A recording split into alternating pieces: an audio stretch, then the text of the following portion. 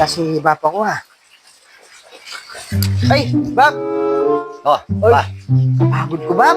Natapos namin yung, yung project namin doon sa, bahay nung, Doon sa sementeryo o doon sa lipat? doon sa may radar, Bap. Ah, sa Miradar. Oo. Tapos kaya, malapit nang gumabi. Oo, kasi kung di ko lang narinig yung pamo, dumarating ka pala.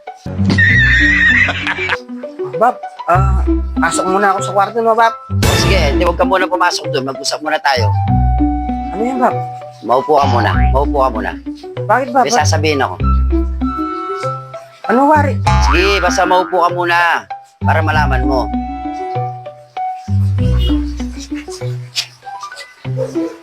Halika, upo ka muna. Ano yan, Bap? Mag-usap muna tayo. Ikaw ba, talagang totoo yung ginagawa mo na ginagabi kami, ginagawa kayong project talaga? Oo naman, Bap. Siyempre.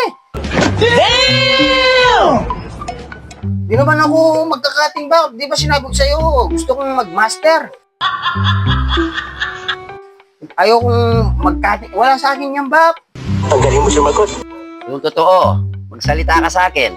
Yung totoo, sabihin mo na. Ayoko nagsisinungaling ka.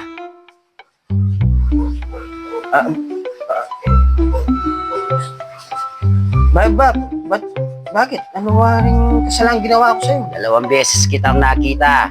Kasama mo yung mga classmate mo. Pero ngayon ko lang sinabi sa'yo.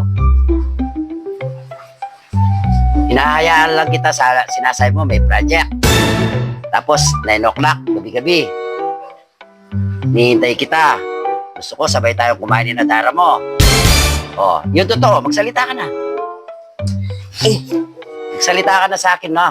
Yung totoo. Huwag mo sabihin na, meron ako ebidensya. Ha? May ebidensya ako.